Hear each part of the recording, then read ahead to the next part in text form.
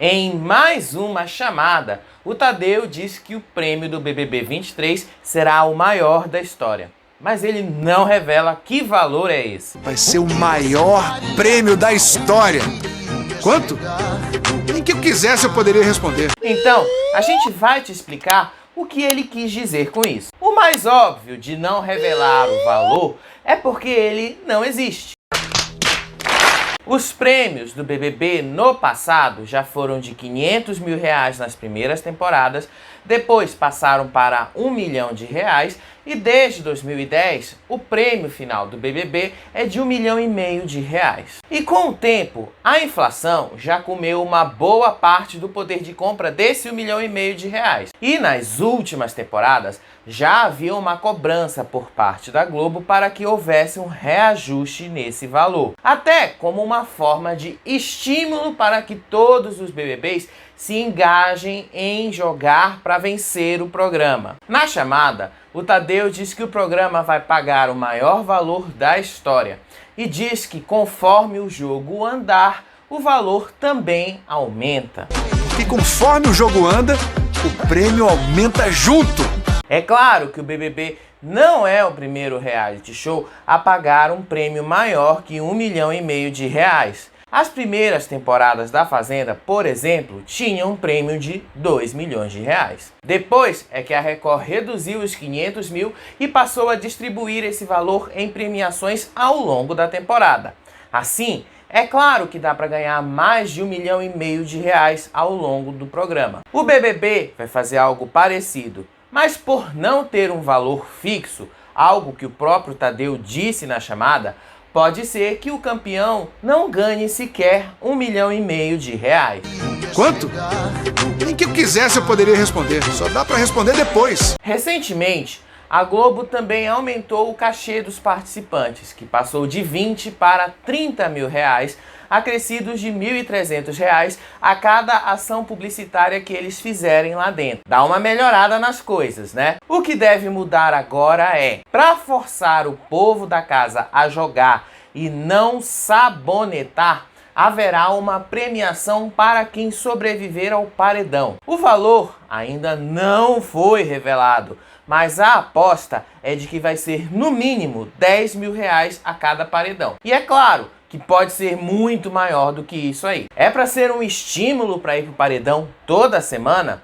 Podemos dizer que sim e não. Ir pro paredão é sempre um risco. Afinal, não dá para saber o que o público pensa. Porém, quem quer aumentar o prêmio final vai ter que passar por esse julgamento público com maior frequência para aumentar o seu prêmio. A má notícia é: o Tadeu não menciona um valor mínimo de prêmio na chamada e a Globo também não diz um valor mínimo. Então, o prêmio de R$1,5 milhão não está 100% garantido. E conforme o jogo anda, o prêmio aumenta junto. Isso quer dizer que quem quer ganhar mais vai ter que disputar, como ele mesmo disse naquele vídeo de spoilers. E o prêmio final que vai mudando ao longo da temporada.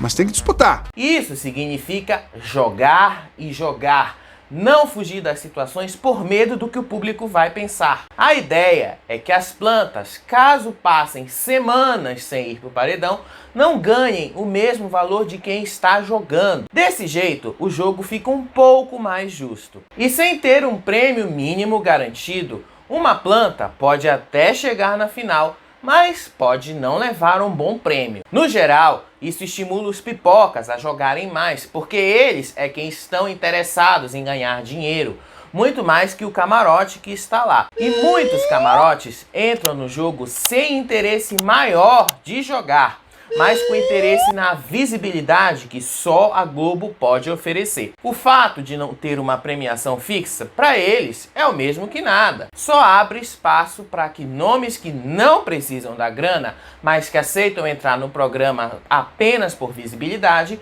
fiquem só nisso. Afinal, elas não precisam do dinheiro. Isso depende muito mais dos camarotes que o Boninho vai escolher para o programa. Nem todos os camarotes são ricos ou podem abrir mão do dinheiro. Se o Boninho aprendeu alguma coisa com o Thiago Abravanel e a Jade Picon, é não colocar pessoas que não precisem do dinheiro dentro do BBB. Mas como algumas listas que circulam por aí têm nomes que realmente não precisam do dinheiro, não me espantaria em nada que alguns desses nomes possam entrar pensando na visibilidade e não querer disputar o jogo do mesmo jeito que os pipocas fazem. Agora, quem tiver focado e souber tirar proveito do jogo e das premiações por sobreviver aos paredões, além de outras premiações em dinheiro que vai acontecer ao longo da temporada, pode ganhar mesmo o maior valor da história do programa. O quanto? É o que o próprio Tadeu diz.